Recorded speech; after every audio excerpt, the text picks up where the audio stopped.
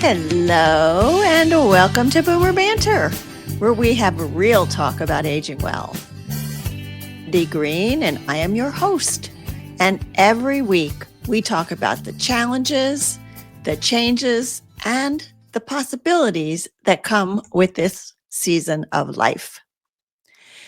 Before I introduce you to today's guest, I want to invite you to be part of something very special that I am going to be trying for the next episode, the pre-Thanksgiving episode on Monday, November 24th. And this is the first time I'm trying it. It's going to be a listener Q&A. So if you have questions about aging well, about finding meaning, navigating friendships, family relationships, caregiving, purpose, or anything you're wondering about at this stage of life, I'd love to hear from you. You can submit your questions to me at wendy@heyboomer.biz. If you don't want me to use your name, just say, please make this anonymous. And truly, if it's on your mind, I bet it's on someone else's mind too. So ask away, ask your questions, and you never know if it will be featured on the show next week. Thanks. I think that's going to be fun. So thank you. All right. So on to today's topic. Sometimes reinvention doesn't come from a grand plan. It might come from an unexpected twist. My guest today was in her 40s, retired, burned out, and thinking her working days were behind her when she broke her foot on a family outing. Who would think a broken foot would create a new product, a new idea, an invention, a business, and now a brand new purpose? Christina Daves, who is my guest today, reminds us that it's never too late to turn what feels like a setback into the start of something extraordinary. Now, Christina Daves is a publicity strategist and lifestyle expert who helps individuals and businesses elevate their visibility through media. She's the creator of the Get PR Famous formula, author of 2 best-selling books, and host of the award-winning Living Ageless and Bold podcast, which I was a guest on this past summer. Hopefully you heard that episode. Christina is a regular on-air expert with over 1,000 media appearances, including The Today Show, The Steve Harvey Show, Forbes, AARP. So let's talk to this PR expert, podcast host, and product creator, Christina Daves. Hi, welcome. Hey, Wendy. Thanks for having me. I am excited about this episode because we all need inspiration, and I know this is going to be great. So, strange coincidence. You broke your foot. You created a product. Tell us about that. Yeah, right. Of course. Well, it's funny. It's like you said, we all go through seasons in our lives. And I had this great job. It wasn't a job. My best friend and I opened a retail store. We had this cute little boutique and all the women in town came, and it was uber successful from the minute that we opened it. And it was great, except I was so burned out. Anyone has done retail, you get exhausting. it. Yeah. And if it's your own store, you make your money from Thanksgiving to Christmas. That's when retail, that's your profit center. Yeah. So of course we had to work all the time. And, that means taking out the trash, plunging the toilet, unboxing, like everything. And it was just a lot after 10 years. So I thought, my kids are getting to this age that I should maybe be home more. And I've done the career, so I'll volunteer. And well, all my entrepreneurs listening, once an entrepreneur, always an entrepreneur. Right. So I sold the store to my best girlfriend. And I was like, that's it. I'm going to be super mom. And we went on vacation and I had a freak accident, broke my foot. It was broken for 3 weeks too before I went to the doctor. Oh, yeah. Brave woman, Moms, right? You can relate. Mothership can't go down. That's right. But my husband and I were headed to New York City. I was like, I don't think I can walk around the city. And my son was playing hockey at the time, and one of the dads was an orthopedic surgeon. So I called him on Sunday. I'm like, Eric, I got a big problem. I think I broke my foot. Can you get me in? So he squeezed me in on Monday morning. Sure enough, it was broken, and he put me in a boot, Right. One of those great big ugly black boots, right? awful. Yeah. Yeah, that the companies think it's a really good idea to brand their company name with that big label on the boot. So you're miserable enough, and then you're with, Townside Orthopedics Right. slapped on there really big. So I'm in this boot, and we're on the train, and I am Googling on my laptop, medical boot accessories, medical boot fashions, and there's nothing that's coming up because I'm going to overnight it to my hotel room. This is how miserable I am in the boot. And my husband says he could see the light bulbs go off. Again, once an entrepreneur, always an entrepreneur. Right, right. I'm going to design a fashion line for them, Of course. right? Why not? And I did. Because and it's funny for everybody who's watching, if you've been in a boot, you see all the other people around you in a boot. That's right. Just started asking women, what if you could make it fashionable? What would you love that? Would that be good? And I'm just randomly talking to people in the streets of New York City, but everybody said yes. Huh. So I came back, and we had a seamstress in our neighborhood who was well in her 80s, Katie. Everybody used her for curtains and hemming and everything. I'm like, Katie, I have this idea. We need to create a pattern. Like, how can this fit all these different size boots? And we used a lot of spandex and just came up with a pattern that we sent to a factory. And with that, Cosmetic Designs was born. So was it bejeweled or just slipped on over the boot? Oh, it actually Velcroed on. So what we found is that, every boot, just like a ski boot, the ski boot you clip, but under that clip of a medical boot is a piece of fabric that Velcro would stick to. This took a lot of trial and error. So using spandex or, stretchy fabric, right, and Velcro, which is, I don't know what the generic name is, but everybody knows Velcro. right. And you could just stick it underneath the hook of the boot. And then, we had flowers that you could put on the boot, very Sex in the City. That was a little Velcro strap that would go on your medical boot strap. And then we did fur cuffs on the top. Oh, Same pretty. thing. Nice. Velcro with different sizes. But what I found is how many people are in boots permanently. Really? I'm thinking 6 weeks, 8 weeks, you break your foot, you have surgery. No, there are a lot of diabetics. And I mean, I can't tell you the letters that I got from people who, you're talking about doing something with purpose, where this changed their lives because like, I've been in 2 boots for 10 years and I'm miserable. Oh my gosh. Wow. Isn't that something? Wow. Yeah.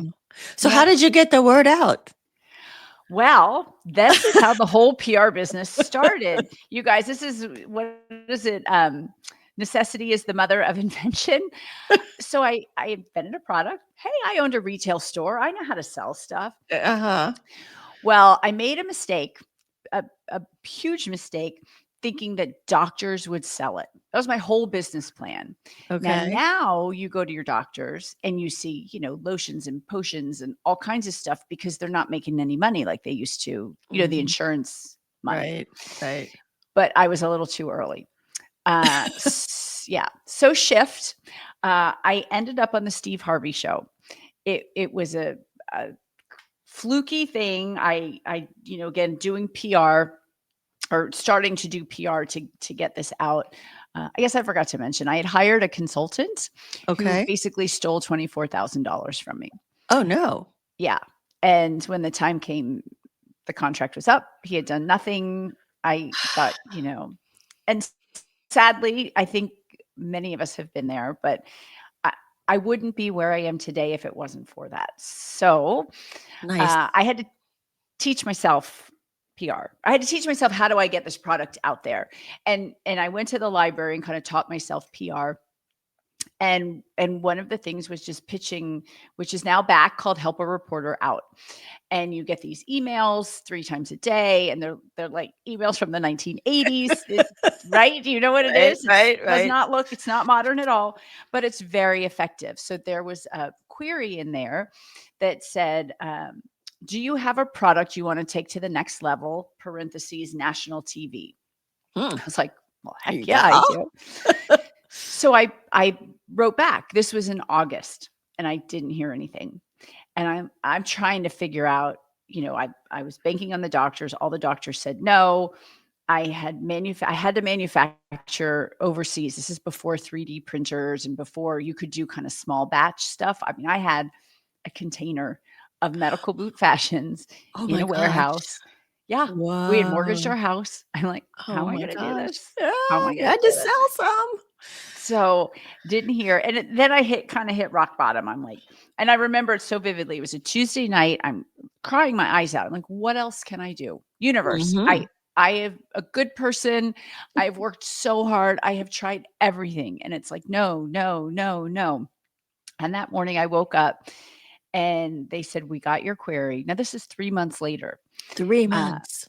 yeah. So we need a video about the product by 10 o'clock. Okay, I'm a mom. I had 2 kids in school. I got to make lunches, athletic bags. Hello, moms. You know what this is. So I'm Uh-huh. like, what do I do? So I had applied to Shark Tank earlier in the year, Oh, you and I did? actually I got all the way through to the end. Wendy, I had my outfit picked out for the Oh show. my gosh. And I got axed. It was season 2 because somebody had been in season 1 with a cowboy boot add-on, Oh, and they thought darn. it was too similar. So, yeah, that shattered me. That was early. Yes. That I was mean, like, like how many times can you hear no, right? And keep going? and big no. And that's one. I mean, now Shark Tank's been whatever 20 seasons. It's 3 seasons in a year, but back then that was gonna be my life-changing. Yes. That was gonna do everything for me.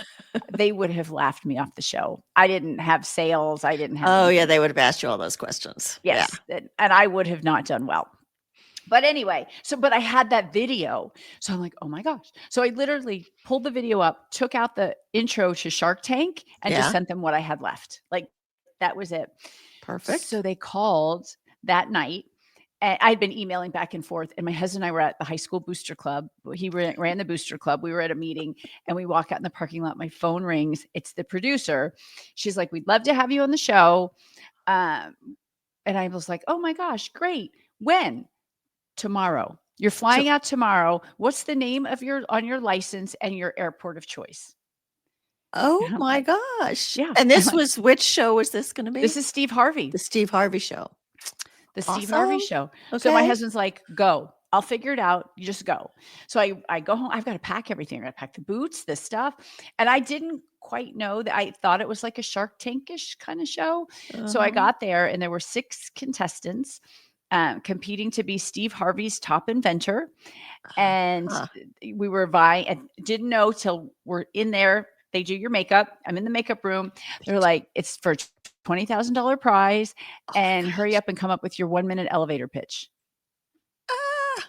I'm like, I'm Well, scared enough to be on TV. What do you mean that I have to do this?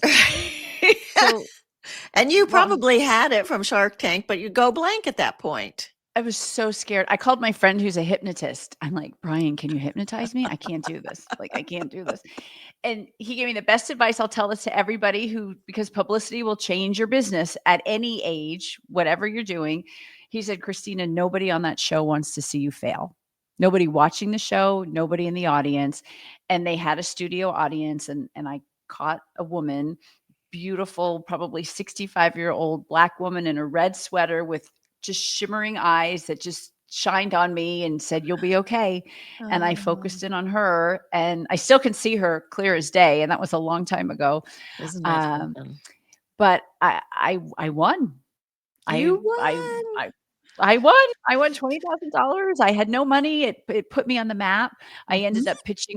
I was on 3 times in a year, On the same show. same show, because Oh I had gosh. updates. Diana Ross wore my product, Oh, and no. Mhm. People ask. The worst anyone's gonna say is no. I want to take a minute here to recognize our sponsor, Greenwood Capital. And when choosing a financial advisor, you want to choose someone you trust and someone who takes the time to understand your needs and desires.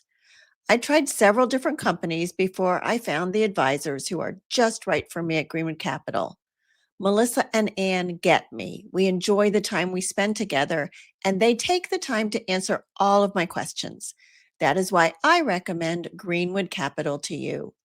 As an independent registered advisory firm, Greenwood Capital is a fiduciary. They must place your interests above their own. I also want to share that as a sponsor, Greenwood Capital has compensated my business for this testimonial. For more information about how they can help you make a financial plan, go to greenwoodcapital.com. Now let's get back to our conversation. That's you asked me the other day, you're like, how did you get your podcast on TV? I'm like, I asked. And I get a lot of no's. You have to have thick skin. Well, that's it. You learned a lot from all of the no's that you got, right? Yeah. Yeah. So and it just builds, to where I am today, which is a point where I'm not scared to try something new. Yeah. It might not work. I wasn't sure about the podcast, but it's doing great. And we have so many tools now to start a business for not a lot of money that you can go for it and see what happens. So do you think, Christina, that, you'd had a business, you're over 50, you have some life experience. Do you think that was a help or maybe a mindset, oh my gosh, I'm too old to do this, hindrance when you were starting this new business? Yeah, it's really funny that you say that, because I have been very fortunate to interview some really successful older women who had their success in their 20s. Elise Aarons, the co-founder of Kate Spade, Wendy Zomner, the co-founder of Urban Decay. And a lot of their success, they will tell you, came from not knowing any better. They just went for it because they didn't know, they didn't know what it meant. They didn't know. So I think the difference is, I was talking to a girlfriend this weekend at a wedding, and I said, Terry, I feel like we're so much more confident now. She's like, no, I just don't give a crap anymore what people think. Okay. And she said it a little differently. I did the PG version here for our live. Thank you. But she's right. Like that. I think that's it. That in the not caring so much what people think about, it doesn't hold me back. I'm like, I'm going to try it. And I was scared to death with the podcast. I'm like, you want to talk about imposter syndrome? I'm like, oh, I know about a podcast. How can I do this? And hey, it's okay. It's doing okay. Some people really like it. So, I don't think it holds me back anymore. Because I've really embraced it with just try it. The worst that's going to happen is it doesn't work out the way you want it to. Right. And then you can always pivot or you try something else And I think if you go into it, almost like you were saying, those women that you spoke to, you go into it with a beginner's mindset, like you don't have to know everything. No. Yeah. And you should pivot. It should evolve. Nobody's going to have the perfect concept, the perfect idea. Nobody comes out of the gate an instant gazillionaire because they've found the perfect thing. There are always iterations, and you have to be open to that. For sure. And, I certainly have seen that with my show. Podcast has pivoted a few times over the 6 years. So PR, so you go from this boot invention, fashion boots things, to public relations. And now you have a very successful public relations company or consultancy. How did you make that transition? Well, it was really funny because once I got on Steve Harvey, it was like, this is pretty fun. I like this. And I sold a lot of product from that one appearance on the Steve Harvey show. So I was like, I want more of this. And I just started pitching myself. I really taught myself. You talked about my Get PR Famous formula. I kind of named it, but I figured out a process and a system that works. So I kept doing it. And in the first year of business, I was in 50 media outlets, which was Steve Harvey, the Washington Post, Fox TV, NBC TV. Without paying for any of them. Didn't pay anything. I didn't pay a PR firm. I did this all by myself. And I'm not a communications major from college. I'll just lay the playing field where it is. I was political science and German.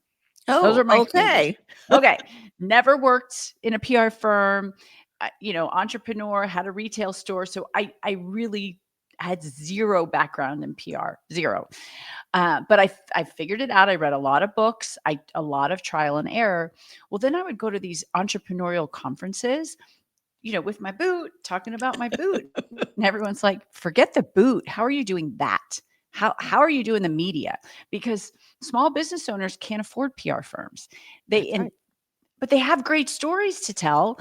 So Mhm. everybody was like, figure out how you can start a business for this. And literally at a conference, I wanted it to be PR for everyone, Mhm. which I now own that domain too.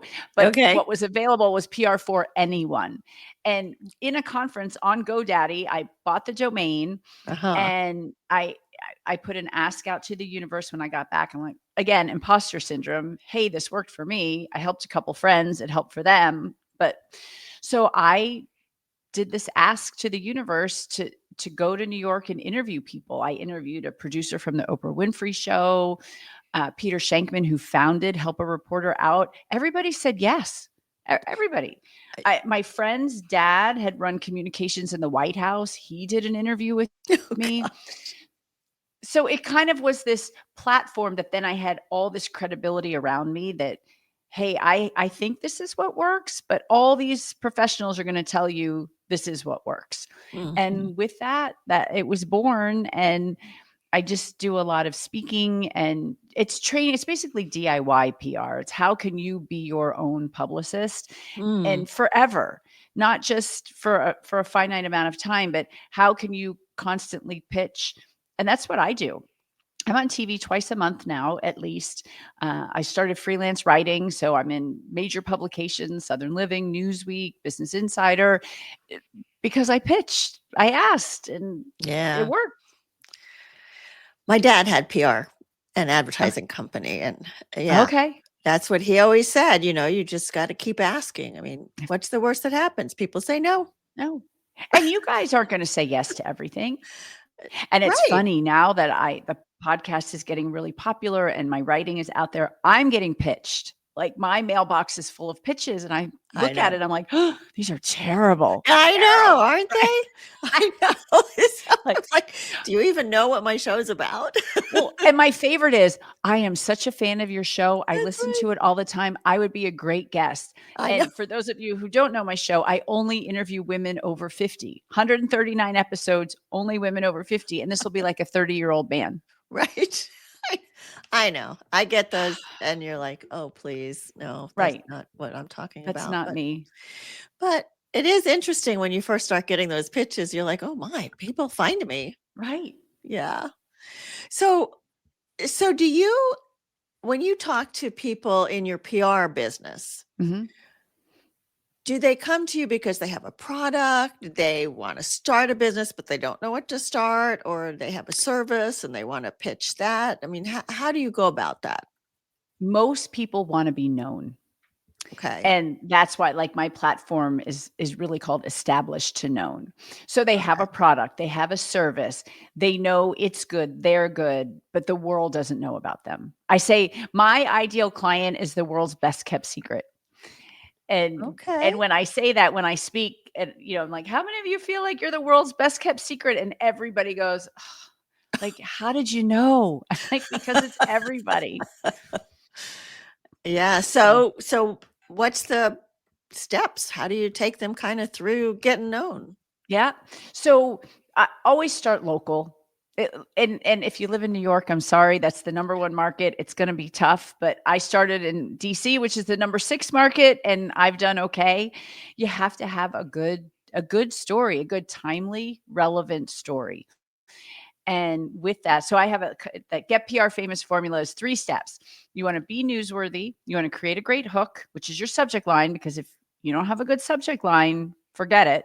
And then Mhm. you need to find the right journalist. I remember finding someone at Right. Forbes that had Journalist. nothing to do with entrepreneurship or products or anything. And I was like, oh my gosh, I'm going to pitch them because they'll forward it on. And they're not going to forward it on. Yeah.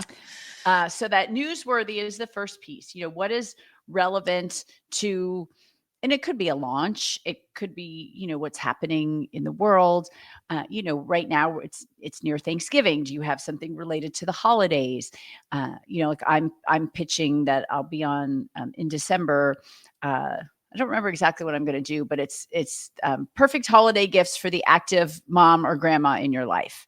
So, for that fit, health conscious person in your life who has everything, what can you get them? So that's timely because it's related to the holidays.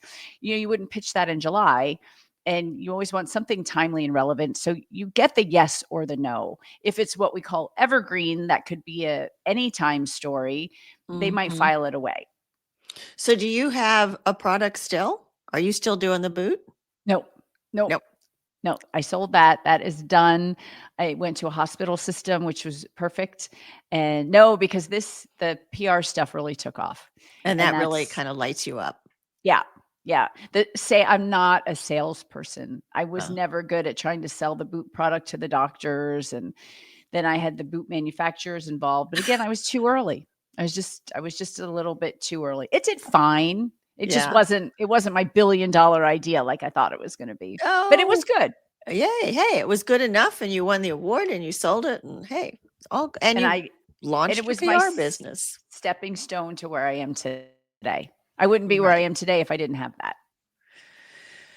So are you imagining that this PR business is going to now take you into the next 10, 15, maybe 20 years? Yeah, so I've really shifted a lot into, this over 50 lifestyle, which Mhm. I love, and kind of being a voice and somebody who can help. I'm Right. on TikTok. I love my TikTok. I have 13,000 followers, which I think Okay. is pretty darn good for a 58-year-old. Ah, So I'm, just trying to give advice on next chapter's reinvention.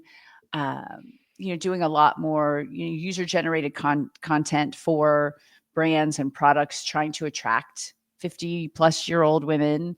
I still take some private clients, and I still do speaking on it. It's more of a visibility platform now. It's okay. everything. It's PR. It's social media. It's writing. It's podcasting. There's so many things we can do to get our voice out there. It doesn't just have to be PR.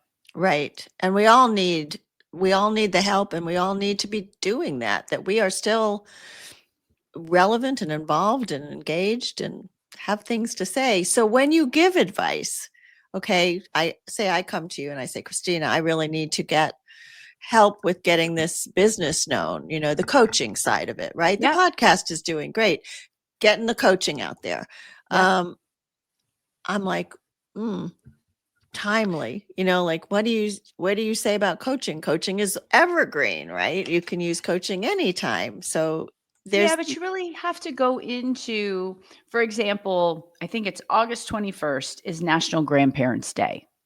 So that's a okay. very timely date for you to pitch about being an active grandparent, or how do you, and I don't know exactly what your coaching is, if Right. it's reinvention, but that's a great day. You should write that on your calendar next year. That's a perfect thing to pitch. There are a lot of days like that on the calendar, and the media loves that. Yeah. They love that.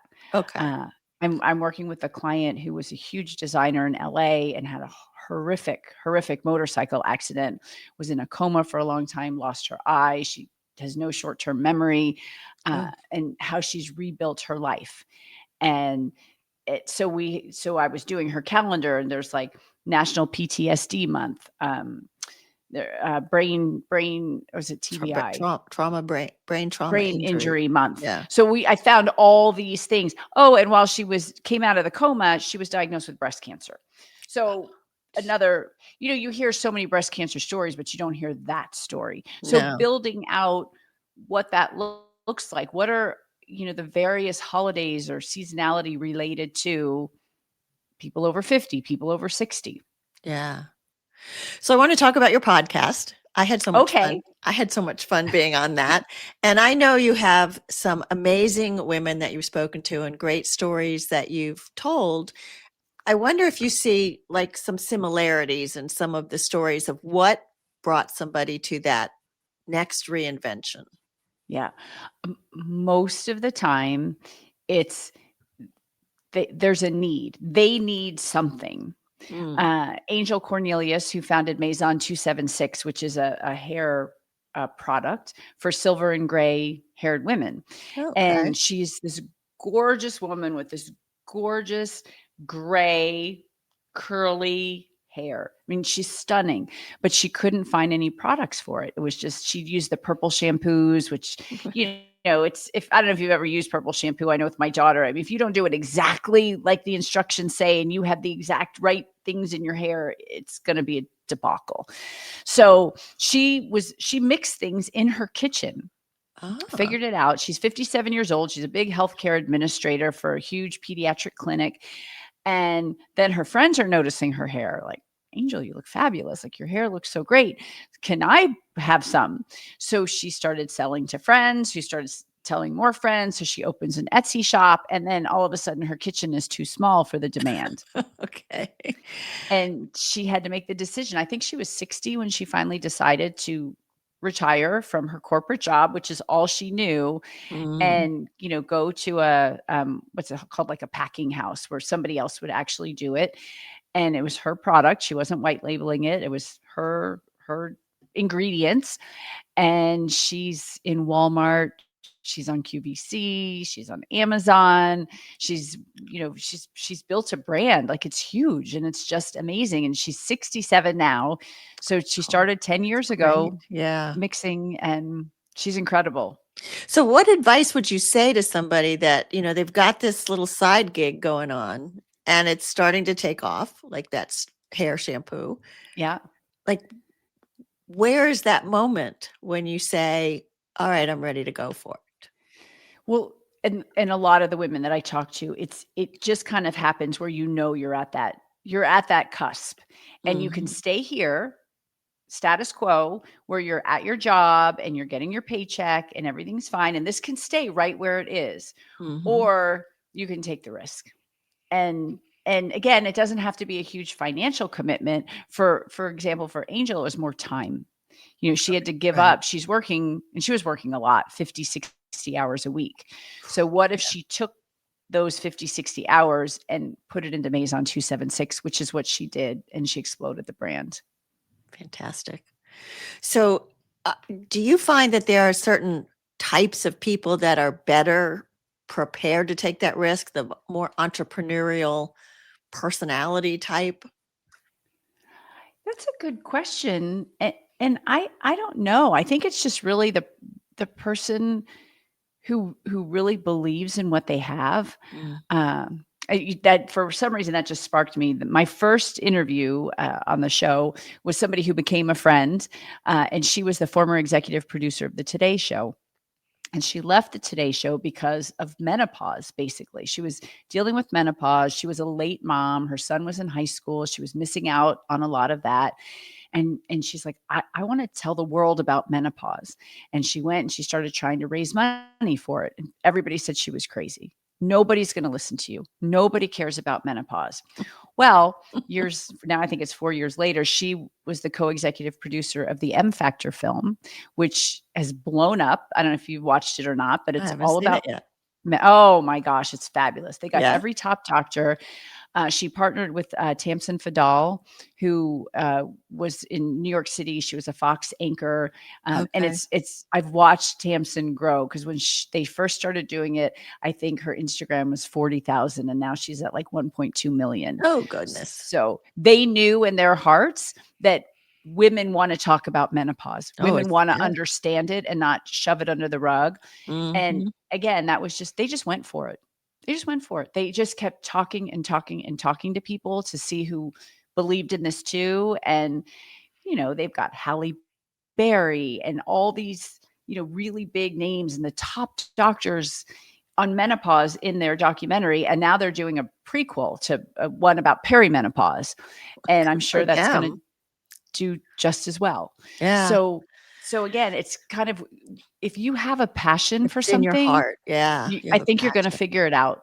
I Yeah. think you're gonna figure it out. So I'm thinking of how I would answer this, but what would you say is one of the things that you run across that really kind of stop people from taking that leap, that go to that next step? Oh, probably fear.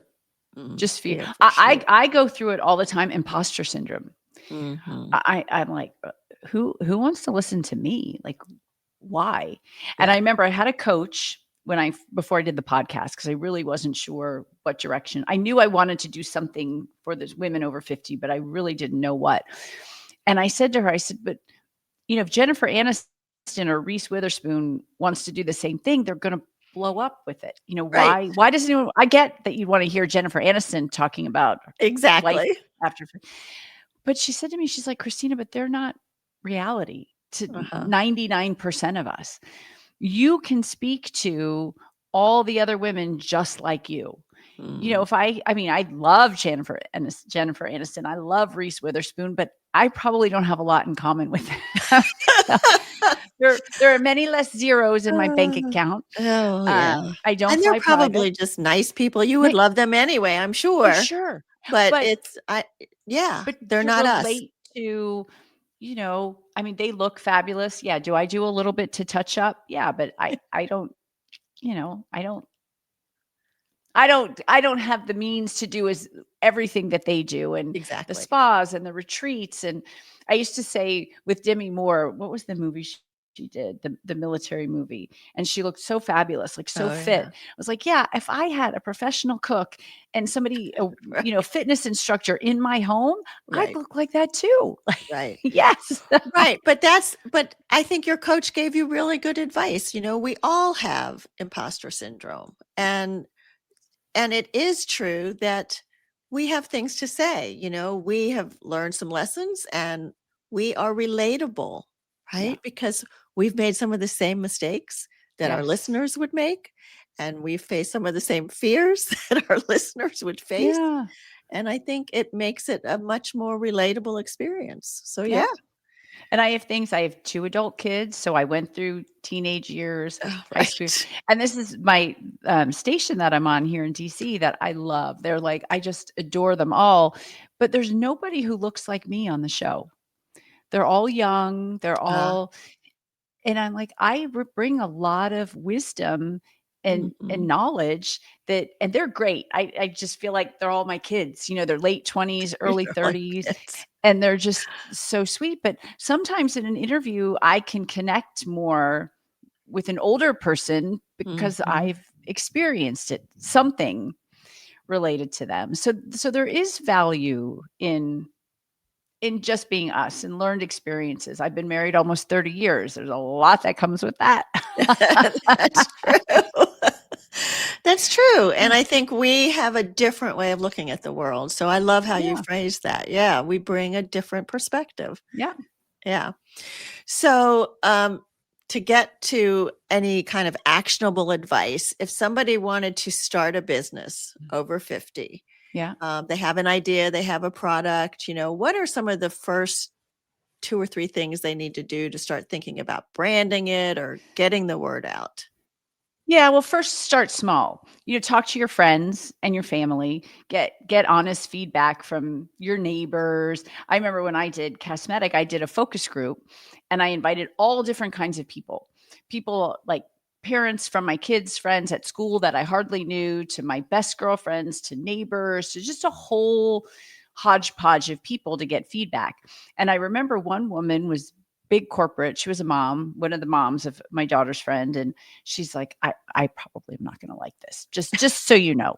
And I said, that's fine. I said, it's an anonymous questionnaire. If you don't mind just, answering some questions to get feedback. Well, she ended up loving it. Oh, yeah. So you don't know, but I would definitely start with that. And here's the greatest thing, you guys. Now we have Chat GPT, Mm, which I think is just the most incredible invention of our time. I know people are afraid it's going to take away humanity, but it doesn't think for us and it can't make us feel. So that's where we come in. But it sure as mhm, heck can help you ideate. So you can go and I tell this to people. I talk about this on TikTok. Like, what did you love to do in your 20s? And I actually did my own exercise and kind of forgot that I loved writing. I wrote in my 20s a lot. I had Oh, a column, a real estate column, and I started writing again at 58. And I was like, yes. wow, I love telling stories. That's why I love the podcast. Well, now I get to write the stories of the incredible women that I interview. And I'll be writing about you too, Wendy. So uh, but think about, what did you love to do? My aunt ran a shopping mall. That was her career for as Oh, long as I can remember. When she retired at 60, she didn't realize she was artistic. She started taking painting lessons and making jewelry. And she did that. She just turned 89. And I think she probably stopped a year ago. I mean, yeah. she had paintings in Oh, galleries from a that's shopping fantastic. mall Good for manager. her. That's awesome. So think about, that's what I was telling you. Think about what you love to do, that you want to do. Don't feel like it's something you have to do. And like I Mhm. said, go into ChatGPT. When I was in high school, I did this. When I was in college, I liked this. Even raising my kids, I always wished I could sneak away and write in a diary. I don't, whatever that is, or cook or recreate my great grandmother's recipes. Right. We met a woman in Detroit. We went to visit our best friends, they this amazing market. And this woman was there and she had all this signage. She had been on the Today Show and Oprah and Good Morning America. And it was her great grandmother's, wasn't, maybe it was a cheesecake recipe, but it was like nothing. It was like a lemon pie and banana walnut. But that's what she does. And she sells out every Thanksgiving, every Christmas. So what do you love to do that could be scalable, could be doable, and Right. Right. go for it? Start small and go for it. I love that. Start small, figure out what you love. That's great, Yeah. Christina. Thank you. And one final question, what gets you excited to wake up each morning? Oh, you know what? My kids are gone Uh-huh. and I'm loving my adult kids. But Yes. this podcast and just this whole life after 50, I feel like I have a platform, and Mhm. it's like every day kind of, what can I do to grow that more? That lights Yeah. me up. I get really excited about that. Yeah. Yeah. That's great. Well, you keep doing it because you do a great job. And I Thank love you. the stories that you shared with us. You are a great storyteller, and the inspiration that, it's not too late. We can find our next big thing if we want to, right? It doesn't have to, you don't have to, You but if don't you have want to. to, If right? you feel something stirring, go for it. Yeah. So before I let Christina go, I want to tell you how you can find her. And her website is Christina Daves. So that's Christina with a CH, Daves, DAVES.com. That will be in the show notes. But you can find out more about her and all of the shows she's on and all of the writing she's doing now. So fun. The writing is fun, isn't it? It is fun. I love Yeah, it. I love it Yeah. too.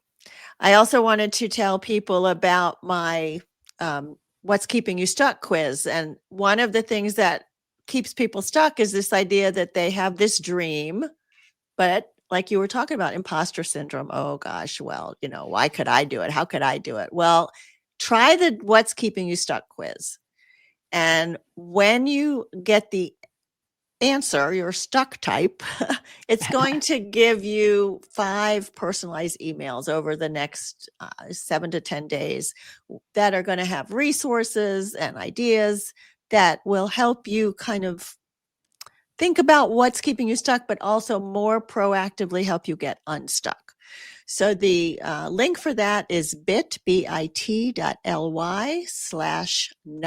stuck -renewed. Again, that will be in the show notes. And one more thing before I let you go. If you love to travel, listen to the only podcast dedicated to the Boomer and Beyond adventurer, The Ageless Traveler with Adrian Berg. Adrian is part of my Age-Wise Collective group, and she talks about everything from travel health to exotic locations. She gives you the tools to never stop traveling. So listen to the podcast and subscribe to her free newsletter, Travel Tuesday, at agelesstraveler.com. Christina, this has been so much fun. Thank you so much. Thank you for having me. And be sure to listen to Christina's podcast, Living Ageless and Bold. She really has amazing guests and they tell wonderful stories. And thank you for listening to us today on Boomer Banter. I appreciate your trust and support in the information we share on this show. And remember, next week, I'm going to do a Q&A of some of your questions. So if you want to send me a question, you can send it to my email at wendy@heyboomer.biz. Thank you so much, and we will see you all next week.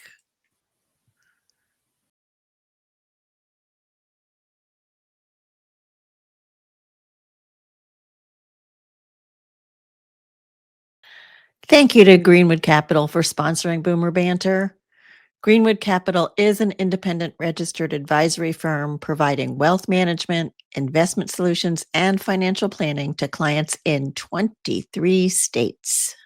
You can check them out at greenwoodcapital.com.